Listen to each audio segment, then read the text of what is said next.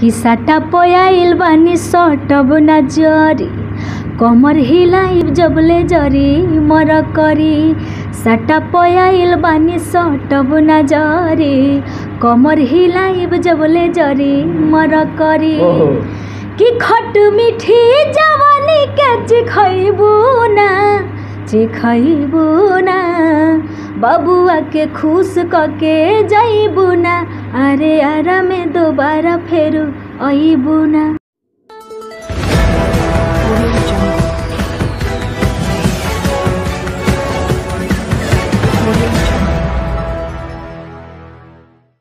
गोड़ लगत नहीं और हम बनी आप सबके भाई भतीजा भोजपुरी गीतकार विशाल चंद्रवंशी। आज रुआ लोग देखत हैं यार नालंदा न्यूज़ 24। आप लोगों को तहे दिल से धन्यवाद। और हमने के बीच में बहुत अच्छा कलाकार जो उनके बड़े भैया पवन सिंह जी के साथ गईले बड़ी वहाँ के बहुत अच्छा गायकी बा और डायरेक्ट हम रुआ सबके उनका से मिलवा तनी और कुछ सुनी जा।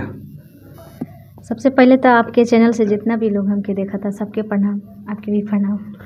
तो राउर गायकी हम बहुत सुननी बहुत अच्छा लगला, यहाँ तक कि पब्लिक भी राउर गायकी के बहुत ज़्यादा पसंद कैलस। और कैसन महसूस भइल? हमरा बहुत खुशी मिलेला कि हमार जितना भी फैन सब बानी हमार गाना सुनेनी, हमके इतना सारा प्यार आशीर्वाद देनी। जी धन्यवाद। रुआ पवन भैया के साथ कौन गाना गेले रही? आरा में दोबारा फिर वही बुना। तो रुआ के गा के कैसन महसूस भइल रहे पावर स्टार के साथ? बहुत अच्छा लागल। हम बचपने से ही पवन जी के फैन हैं और वहाँ के साथ में गाना गाकर बहुत अच्छा लगा। जी रुआ के भरपूर पब्लिक के सपोर्ट मिलता और अभी रुआ शूटिंग करत रही गाना के? हाँ, एवियन म्यूजिक भोजपुरी से बहुत ही बढ़िया हमार 10-15 गो गाना रिकॉर्ड भइल बा, वही के शूटिंग होत रहा। जी और भी रुआ के ख्वाहिश बा कि हम भैया खेसारी भैया के भी साथ गाएं? और हाँ काहे ना, हमरा खातिर सबके बराबर बा और जे भी हमार छोट या बड़ा जे भी सिंगर बा सबसे हम काम करे के चाह सबके साथ में। जी तो रुआ नालंदा न्यूज़ के बारे में क्या बताओ चाहते नहीं दर्शक के? नालंदा न्यूज़ 24 चैनल के आप सब सब्सक्राइब करी, लाइक करी और ज़्यादा से ज़्यादा शेयर करी बस। जी धन्यवाद। और देखिए एगो हमनी के बहुत सुंदर कलाकार जो उनके एगो हस्ती के रूप में भैया जानल जाइला और डायरेक्ट हम भैया से बात करवाओ तनी दो वर्ड भैया बोली हैं।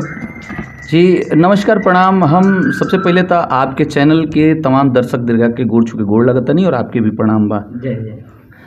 और हम का कहीं हम तो ये कहब कि पुनीता के हम गार्ड करीले, यानी कि पुनीता के देख रेख, यहाँ के गायकी के देख रेख या कैसे का करे के बा, कौन गाना के गावे के बा, कौन लिखे गावे के या वीडियो करे के बा, यहाँ के सहयोगी के रूप में हम पटना में आयल बनी। चूँकि पुनीता हमार शिष्या है शुरुआती दौर से, यानी कि हम जीरो से जब ये ना गावत रस तब से इनका के लेके अपना टीम में हमने आईनी और आज आप सबके आशीर्वाद के बदौलत कुछ नाम हो गई बा। तो रुआ पुनीता प्रिया जी के बहुत ज़्यादा सपोर्ट कईनी और एगो घर के लड़की इस समान प्यार दिली और आज यहाँ के एगो भोजपुरी के हस्ती के रूप में जानल जाइला पवन भैया, वहाँ के साथ यहाँ के गाना गईनी रुआ के कैसन महसूस भइल? देखी तो आप बता चुकल बारी कि पवन जी के वहाँ का मतलब शुरू से ही फ़ैन हैं और सही पूछल जाओ तो गायकी का दुनिया में चूँकि हम ऑलरेडी एगो गायक हैं और मंच संचालक भी हैं और साथ ही साथ हम एगो अभिनेता हैं। एज ए विलन कैरेक्टर करीले 2-4-10 गो फिल्म कैले बानी, जौन में एगो आइल बा आर्मी की जंग, जौन में सेकेंड लीड विलन के हम कैले रही। तो पवन जी जौन बा गायकी का रूप में हम अपना के अगर स्थापित कैले बनी तो ओकर सबसे बड़का देन पवन जी ही बारे, ऐसे कि उनका के हम फॉलो करीले हमेशा, उनका के गायकी के फॉलो करीले और लगभग हमारा डायरी में अगर देखल जाई आप देखे तो 85% गाना शुरुआती दौर से जब से पवन जी शुरू कैले बनी वो घड़ी से लेके अभी तक के मतलब 85% गाना वहाँ के गाना हमारा डायरी में हुई और ज़्यादा से ज़्यादा मंच से हम चाहे नहीं, चूँकि वहाँ के आवाज़ में तो हम नहीं गा सकत, हम अपना अंदाज में गाई ले, लेकिन ज़्यादा से ज़्यादा परफॉर्म करी ले मंच से तो पवन जी के ही गाना परफॉर्म करी ले। जी तो आज रुआ नहीं सांस्कृतिक मैरिज हॉल में रुआ वीडियो शूट होते रहे, पुनीता जी के वीडियो शूट होते रहे, सफलतापूर्वक हो गई वीडियो? जी हमने का बेहतर ढंग से एवियन रिकॉर्ड्स खातिर, एवियन रिकॉर्ड्स भोजपुरी खातिर ही काम भइल बा। तो 10-12 गो गाना भइल बा जौन में 2-3-4 गो गाना आज मतलब आज लिपसिंग खातिर यहाँ का आयल नहीं है। पिछला 2-3 दिन से शूट चलता और 7-8 दिन और चली, चूँकि काफ़ी गाना बा। तो अच्छा ढंग से जे भी वीडियो करतनी, वीडियो डायरेक्टर या जे भी यहाँ के यूनिट के लोग बा, मॉडल्स होखे या मालिक, सब कोई बहुत अच्छा बा और काम करके बहुत अच्छा लगता। रुआ नालंदा न्यूज़ के बारे में कुछ कह दी। नालंदा न्यूज़ जोन बा जी, हम इहे कहब कि यहाँ का एगो उज्जवल भविष्य के साथे आयल बनी और हमरा लगता कि असही यहाँ का कवर करत रही, छोट छोट कलाकार के भी यहाँ का दिखाई, एगो प्लेटफॉर्म दी, चूँकि यहाँ का आयल यही खातिर बनी। तो हमार तो शुभकामना बा वहाँ खातिर कि दिन दुनी रात चौगुनी वहाँ के तरक्की करी और अच्छा अच्छा न्यूज़ करी। और चूँकि एगो मुद्दा बा जौन कि हम यहाँ के माध्यम से जाने के बतावे के चाहतनी कि हर आदमी कहे लगे गंदा गाना, तो हम यहाँ से भी आग्रह करब कि ठीक बा, गंदा गाना कि इग्नोर करे के बा, लेकिन जब कुछ अच्छा गाना आवे तो यहाँ के भी जिम्मेवारी बनता कि वो गाना के भी प्रमोट करी, अच्छा से अच्छा लोग तक पहुँचाई कि ये जी एगो हयो गाना हो, अपना माध्यम से, अपना चैनल के माध्यम से। हम यहाँ से ये आशा विश्वास रखते हैं। और यहाँ तक कि हमनी के भोजपुरी में बहुत ज़्यादा अश्लीलता फैल रहा बा, और अश्लीलता तो आजकल कोई सुनत नहीं के, साफ सुथरा लोग गाना सुनता लोग। तो रुआ ओकरा बारे में 2 वर्ड बोली, कैसे कि राउड एगो हस्ती में नाम बा भोजपुरी में, रुआ कुछ बोली। देखी, गंदा कभी गंदा रही और गंदगी से कभी भी उद्धार कोनो चीज़ के ना भइल हो। लीक से जब रुआ हट के कुछ काम करे, कुछ अलग काम करे, तो निश्चित रूप से कुछ अच्छा होई। चूँकि भोजपुरी एगो मीठ भाषा है आ हमनी का कलाकार हो के नाते हमनी के सब कोई के जिम्मेवारी बनता कि हमनी का इतना बढ़िया बढ़िया चीज़ गाई सब जौन कि समाज पे कु असर ना पड़ पावे, यानी कि ऊपर कोनो दुष्प्रभाव ना पड़े। हमनी का समाज के एगो आईना बानी, कलाकार, हर कलाकार समाज के आईना होला। यानी कि हम यह चाहेब कि जे भी भोजपुरी में गंदा गावता उसे हमार आग्रह बा हाथ जोड़ के, चूँकि हम तो सुधार नहीं सकत अकेला, लेकिन ये जरूर कह सकता नहीं कि एगो भोजपुरी के सुधार खातिर, भोजपुरी के अच्छा करे खातिर हमनियों के एगो चैनल डलले बनी जौन के नाम है पुनीता प्रिया ऑफिशियल। और पुनीता प्रिया ऑफिशियल का माध्यम से हमनी का अपना भाव के व्यक्त करेले सब पब्लिकली, ओकर व्यू ना आवेला, ये हमरा दुख बा कि हमनी के कुछ अच्छा परोसे की कोशिश भी करतनी तो अच्छा मतलब रिस्पांस लोग नहीं के दे पावत। देखिए अब रिस्पांस के बात आई तो कैसे कि बताओ तनी, साफ सुथरा के आदमी सच कड़वा होला मगर सच सच होला। तो माई के घर में देर होला मगर अंधेर ना होला, आ सच के हमेशा जीत बोल बात है। और चैनल आगे चल के जरूर सपोर्ट मिलेगा और चैनल के बहुत ज़्यादा वायरल हुई। और हम जाते जाते लास्ट में ये कहब कि कुछ दर्शक से एंटरटेनमेंट करा दी, कुछ निश्चित हम चाहेब कि हम तो चूँकि गाई ले, लेकिन थोड़ा सा बैक कर ले बनी हम अपना खातिर, अपना के बैक कर ले बनी 1 साल खातिर गायकी से का क्षेत्र से, लेकिन कभी कभी गा ली। जैसे आज ही रिकॉर्ड होता जो गाना अभी वीडियो शूट होता, एगो गाना उबा अभी हम ना बता पाए आपके, चूँकि समझता नहीं जब तक रिलीज ना हो ना। बिल्कुल, काहे कि सोशल मीडिया के जमाना बा, सोशल मीडिया के जमाना बा, कुछ अच्छा बा, डुएट बा, रोमांटिक सॉन्ग बा, लेकिन हम चाहेब कि पुनीता जी के माध्यम से हम चाहेब कि चैनल के एगो गाना कि मतलब हमने का करतनी सो एगो गाना यहाँ के गा के बताएं। जी बिल्कुल, हम तो सुनल चाहबे करब, काहे से कि यहाँ के भोजपुरी में बहुत ज़्यादा नाम कमा ले बनी। और यहाँ से हम रिक्वेस्ट करब कि रुआ गुनगुनाई। एकदम निश्चित, हम पुनीता प्रिया ऑफिशियल के गाना गा के चाहतनी। जी जी।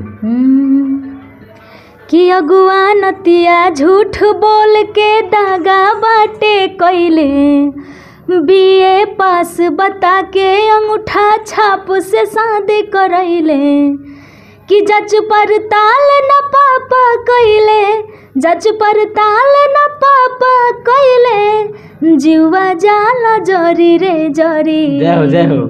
माई ते ही बतला कि हम जहर खा के मरी, कि बलमुआ के पढ़ाई, कि हम दोसर शादी करी, माई ते ही बतला।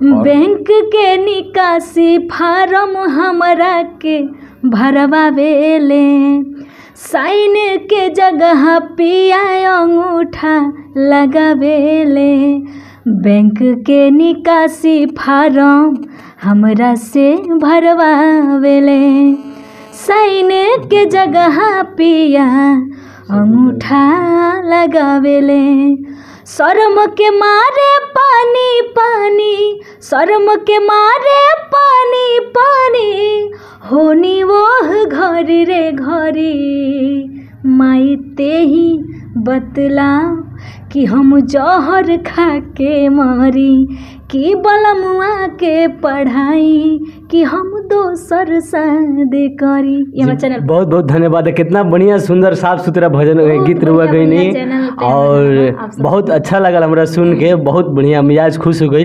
और रिक्वेस्ट करत नहीं कि जौन भोजपुरी के हस्ती बनी पवन भैया उनका साथ रुआ गईले बनी उ गाना के रुआ पब्लिक के सुनाई एकदम निश्चित जी बिल्कुल। कि साटा पयाइल बानी सटब ना जरी कमर हिलाइब जबले जरी मर करी। साटा पयाइल बानी सटब ना जरी कमर हिलाइब जबले जरी मर करी। कि खट मीठी जवानी के चिखैबू ना बबुआ के खुश कके जाइबू ना अरे आरा में दोबारा फेरू अइबू। और ये गाना के भैया म्यूजिक दिल बनी पटना के मशहूर म्यूजिक डायरेक्टर बड़ भैया प्रियांशु सिंह जी और ये गाना के लिखले बनी बड़ भैया विक्की विशाल जी और आप सबके आशीर्वाद से गाना हिट बा और ऐसा ही प्यार आशीर्वाद दिल रहे जी। बहुत रुआ कम समय में इतना ज़्यादा भोजपुरी में रुआ नाम कमैनी और गाना बहुत ज़्यादा वायरल भइल कि बबुआ के खुश को के जेबू ना। बहुत ही बढ़िया एगो राकेश मिश्रा जी के साथ में राकेश भैया के साथ में भी एगो गाना बटे रिलीज बहुत अच्छा ओकरो भी बहुत अच्छा रिस्पांस बा रिलीज हो गइल बा। तरुआ सुना दी ओकरो थोड़े से सुना दी कि खुलल बसड़िया अनहरिया में जी जबरी ना धरिया कवरिया में जी कटल बलाइट तो कटे दयारू सटे दयावा भीरी। तो लड़की के पार्ट बा सटल बनी जरी तो का बाहर बरी जरे दिमर करी त कोरा में धरी जरे दिमर करी। एगो हस्बैंड वाइफ के जी जी जी बिल्कुल समझ सकते नहीं गंदा गाना नहीं खे जी जी बिल्कुल गंदा नहीं खे समझला के फिर बा ठीक बना। तो और जाते जाते दर्शक से कुछ बोल के जाई और आप सबसे विनती बानी हो रहा बाकी जैसे आप सबके सपोर्ट करता नहीं हमरों के सपोर्ट करी हमरों के आगे बढ़ाई और ऐसा ही प्यार दुलारा आशीर्वाद देते रही। और का नंबर हो चैनल के नालंदा न्यूज 24 के आप सब सब्सक्राइब करी और ज़्यादा से ज़्यादा लाइक करी। जय माता दी। जय माता दी। धन्यवाद।